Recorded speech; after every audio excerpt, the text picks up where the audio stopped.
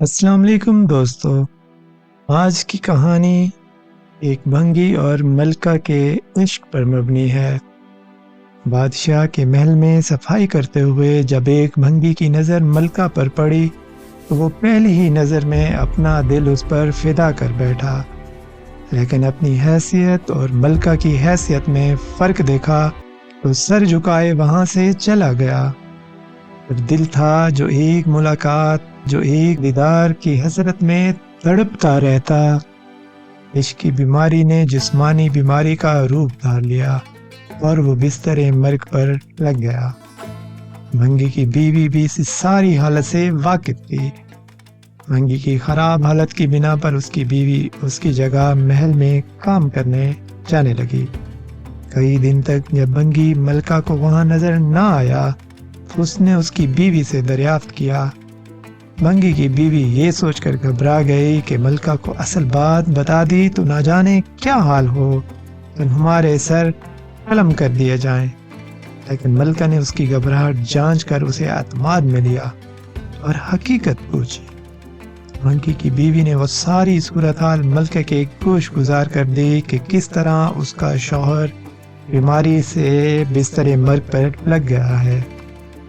ملکہ نے اسے کہا کہ اس سے ملاقات کا یہی ایک راستہ ہے، تم اپنے شوہر سے جا کر کہہ دو کل وہ شہر سے باہر کسی رستے پر بیٹھ جائے اور بس اللہ اللہ کرتا رہے، نہ تو کسی سے بات کرے اور نہ ہی کسی کا دیا کوئی تحفہ قبول کرے۔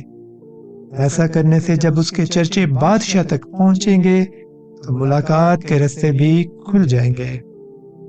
ملکہ کا پیغام سنتے ہی بھنگی کی جان میں جان آئی اور وہ گدھاؤں کا بھیس بدل کر ایک رستے پر جا کے بیٹھ گیا اور اللہ اللہ کا ورد شروع کر دیا۔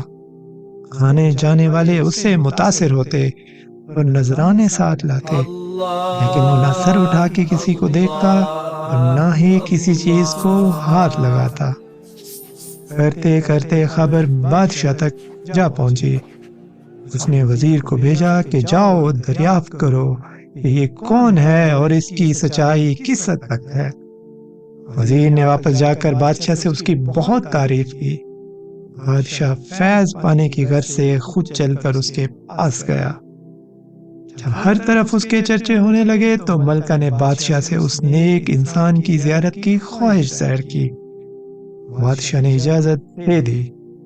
اسی دوران جب بھنگی کو اس بات کا احساس ہوا کہ وہ اب تک دل سے نہیں، ایک دنیاوی مقصد کے تحت اللہ پاک کے نام کی تسبیح کر رہا تھا، حقیقت میں تو وہ ایک جھوٹا تھا، لیکن پھر بھی اللہ کی رحمت اس پر اس قدر ہے کہ لوگ اس کے سامنے جھک رہے ہیں۔